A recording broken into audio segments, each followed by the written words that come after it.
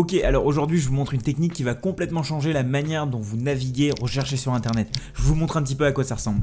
Donc admettons que vous avez envie de faire une recherche sur Drive. Généralement ce que vous faites c'est que vous allez sur Google Drive, ensuite vous allez dans la barre de recherche et puis vous allez derrière chercher un document qui va correspondre à votre recherche. Maintenant au lieu de faire ça comme ce que tout le monde fait, vous pouvez tout simplement faire Drive, Tab, Budget. Et en fait ce que ça va aller faire, ça va faire automatiquement la recherche en fait dans Drive. Comme ça vous évite plusieurs clics. De la même manière si vous voulez chercher une traduction par exemple de la français à l'anglais, moi j'ai un petit raccourci c'est FREN, Tab, et ensuite vous tapez le mot en question dont vous voulez la traduction. Et puis vous l'avez sur le site Word Reference. Et un dernier exemple, si vous voulez chercher quelque chose sur Map par exemple, faites Map espace 38 rue de la Boétie, hop, et vous allez directement sur Google Maps avec la recherche en question. En gros, vous avez des raccourcis clavier pour pouvoir faire vos recherches Google. Plutôt cool, non? Allez, je vous montre ça juste après l'intro.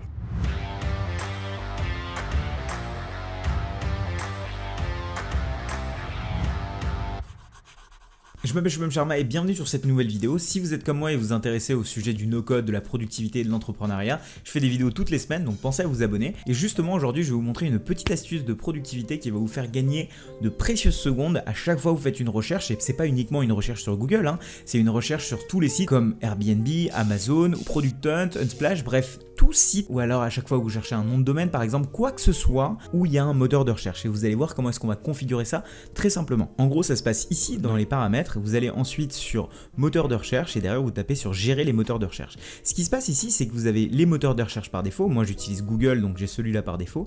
Et ensuite j'ai un nombre de moteurs de recherche et vous avez peut-être la même chose. C'est tous les moteurs de recherche qui se sont accumulés au fil des années. Alors évidemment je les utilise pas tous, mais sachez que pour chacun de ces moteurs de recherche, par exemple tout à l'heure j'ai fait Drive pour aller sur Google Drive, ce qui s'est passé si je fais modifier, en fait, et à chaque fois que je vais taper Drive et je vais appuyer soit sur espace soit sur Tab en fait, et bien l'élément que je vais taper juste après va venir se mettre à l'endroit où il y a le pourcentage S. Et en fait pour chaque moteur de recherche ça se passe toujours de la même manière.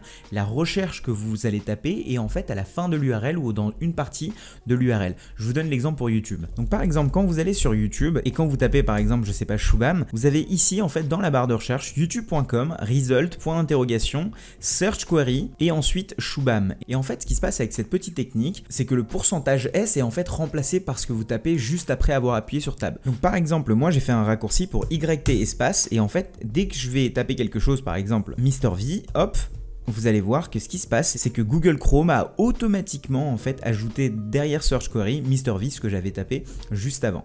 Donc comment ça marche exactement ici? Je vais tout en bas vers YouTube et vous allez voir que ici j'ai un petit raccourci clavier pour YouTube et en fait c'est bien youtube.com/result/ point d'interrogation et alors hop, point d'interrogation, Search Query, pourcentage S. Et en fait c'est ce pourcentage S qui va être le plus important pour nous. C'est pour ça qu'à chaque fois que je tape YouTube en YT espace, eh bien la recherche a bien eu lieu. Maintenant on va voir comment est-ce qu'on peut mettre ça en place, comme un site comme OVH par exemple qui permet de rechercher des noms de domaine pour voir si des noms de domaine sont disponibles. Donc au lieu d'aller à chaque fois sur OVH regarder si un nom de domaine est disponible, on va voir comment est-ce qu'on peut configurer ça. Donc là on arrive sur le site de OVH et on veut admettons enregistrer le nom de domaine sharma.fr. Dès qu'on va taper sur recherche, on va voir ici en bas, vous voyez, il y a marqué à cet endroit là, donc order webcloud/domaine/select point d'interrogation search égale sharma.fr. Et donc en fait c'est à cet endroit là où il y a marqué sharma.fr qu'on va aller dans Google Chrome et remplacer ça pour pourcentage S pour que ça fonctionne. Et donc là on va faire copier l'adresse du lien, on va aller dans les paramètres, moteur de recherche, gérer les moteurs de recherche et on va ajouter un moteur de recherche, ça va être on va dire OVH.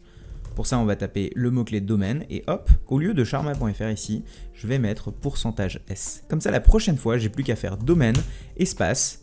Et par exemple là je veux enregistrer le nom de domaine nocode.fr, et bien je tape ici, vous voyez qu'il m'a automatiquement recherché s'il y avait le nom de domaine nocode.fr qui était disponible ou pas. Bon là il n'est pas disponible, mais en gros vous voyez un petit peu comment ça fonctionne. Alors ça marche avec la plupart des sites web, vous allez sur Amazon, vous allez voir ça marche exactement pareil. Je vous ai aussi donné l'astuce sur comment faire. Si jamais vous ne connaissez pas cette astuce, n'hésitez pas à mettre un petit like, ça aide à faire découvrir cette vidéo à encore plus de personnes. Et je voulais saluer et remercier mon ami Andreas, le cofondateur de Loego, qui m'a soufflé cette idée et suggéré de faire cette vidéo. Allez voir Loego, c'est un outil génial pour tous les entrepreneurs qui veulent un logiciel de comptabilité. Autre chose aussi, généralement vous vous rendez compte de toutes les recherches que vous faites, hein, mais si jamais vous êtes en panne d'idées, en commentaire de cette vidéo, j'ai mis une liste complète, donc c'est une page Notion dans laquelle il y a les raccourcis de recherche que moi j'utilise. Et la raison pour laquelle je vous conseille d'aller voir cette liste, c'est parce que vous arriverez à faire des choses comme quand vous voulez chercher des logos par exemple d'une entreprise. Par exemple, si vous voulez chercher le logo de LinkedIn, vous faites logo/linkedin.com.fr par exemple, et là boum.